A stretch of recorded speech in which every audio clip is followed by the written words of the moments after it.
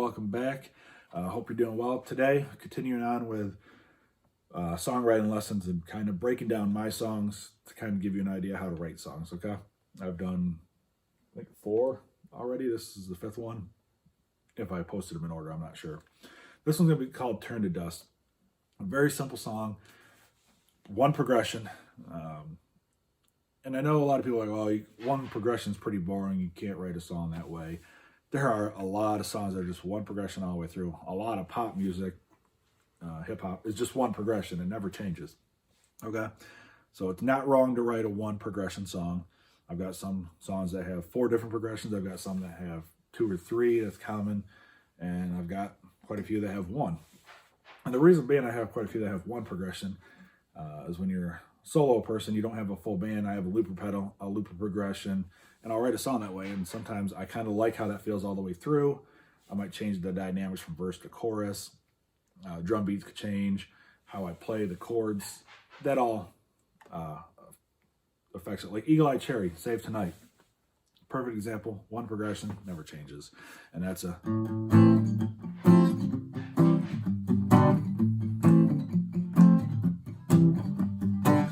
And Whistle by Flow Rider. Same exact chords. And the ironic part is, this song here, same chords. All right, there's a ton of songs this way, so don't let somebody tell you you can't write a song that's only one progression. It's very common. All right, so what this song is, I actually capoed the song, which I'll throw my capo on just so you can kind of hear the sound of it, because normally it would be like this.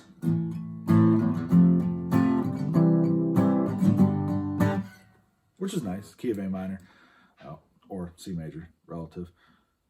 But I capoed it, and it actually, I might even use the 3rd fret. I can't remember when I play this song. Sometimes the 2nd, sometimes 3rd, but it's a... So it's in B minor, or key of D.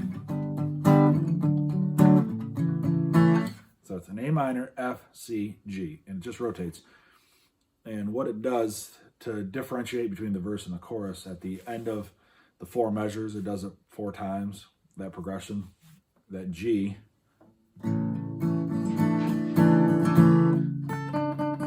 I'm adding I'm speaking to these if they're not capoed, so this G chord, I'm putting a C note in there, so I'm adding a 9th to it, so it's like a G add 9. All right.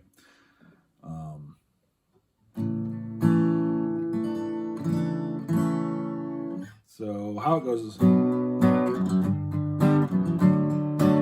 that's once.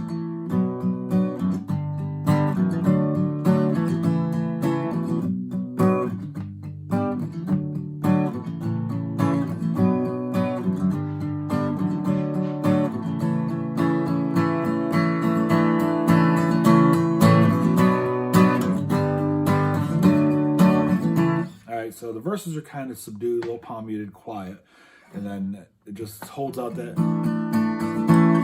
G with the 9th, the C note in there, and then it just goes back and it does the chorus 4 times with the same ending. So it's just that same pattern all the way throughout the song, and that little holding out the G kind of breaks up the parts, so you know when the verse, chorus. And the verses are typically more subdued and a little quiet. And if I had drums, it's just real light, maybe a little hi-hat, whereas the chorus would be full on. And this song was written kind of as a folky southern jam kind of song, because having that progression just loop leaves a whole lot of room for a guitarist to solo, riffs, little riffs in between the sections. You can just go through without the vocals. And in the live setting, you can just nod to your guitarist and let him go with it for a while, and it doesn't matter. It's just that one progression all the way through, so he can do what he wants with it. And that's kind of how I wrote this. All right. The lyrics are picked up the phone today just to call you up. Got most of the numbers down, all but one. Remembered the note you left, the words still written down. It seems I forgot the fact that you ain't with me now. So this is a purely fictional story. I like to write from the heart, personal, but I also like to write fiction and stuff. It's the writer in me. I like to write short stories, that kind of stuff, poems, movie ideas and stuff. I got notebooks full of stuff. So basically this person is grab the phone, they're going to call someone up. They almost get the whole number dialed, but then they realize that note that person left and that person's not there anymore. It doesn't say if they left them or what happened, but there was a note. They're no longer there. Then it goes to the chorus, which is, and the waves keep coming, crashing on the shore, and the fire keeps burning, ashes on the floor. I'm trying to remember how, I think I got to sing this because I think I changed these. It's like, the waves keep coming, always crashing on the shore. When the fires keep burning, throw the ashes out the door. Like the rain on the metal, always turns it into rust. From our grave to the cradle, we'll forever turn to dust. So yeah, the waves keep coming, crashing on the shore, and the fire keeps burning, throw the ashes out the door. And the rain on the metal always turns it into rust. From our grave to the cradle, we're forever turned to dust. And what it's kind of saying is, the waves never end. They keep coming. They keep wearing down the rocks. Fires, they just keep burning. They keep creating ashes and just breaking everything down. Rain on the metal, it wears it out, it corrodes it, turns it to rust, it breaks it down. And then from the grave to the cradle, I just flipped them around to kind of make it different and it fit better.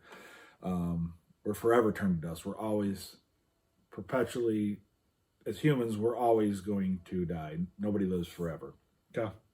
We're just, everything we have will eventually turn to dust.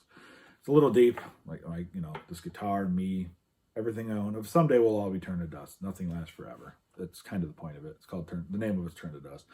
All right, so the second verse was, sat down on the couch to cry and grab myself a beer. Why did you have to leave while I'm still living here? Which is kind of a clue what happened to this person.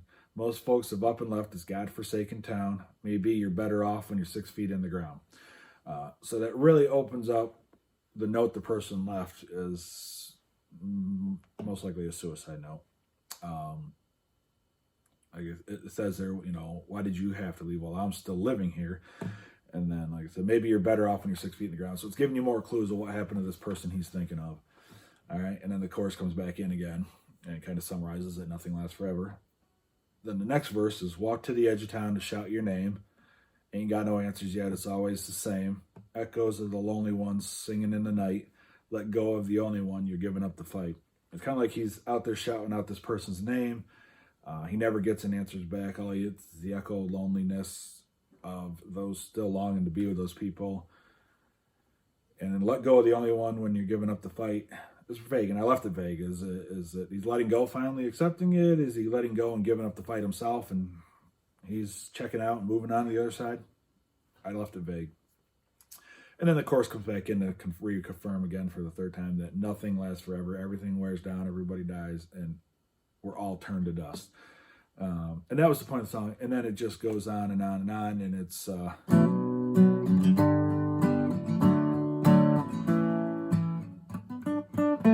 and it just is left open to solo. It's made to just freestyle solo, no particular written solo at all. Whether I'm playing a solo or another guitarist is, it's open for that. And with a capo to be the B minor pentatonic, and you can put some of the extra notes in there.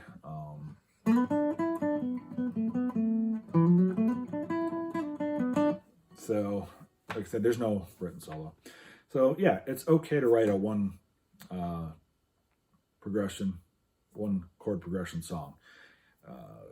You get more variety the more you use verse versus chorus to give you dynamics and the yin yang, the opposing sides of it, but still similar. When you do a bridge with a different one or a pre-chorus, that gives you more of a palette, more colors. But you can do just as much with like I said, so many songs are just one chord progression, especially a lot of pop. So nothing wrong with it.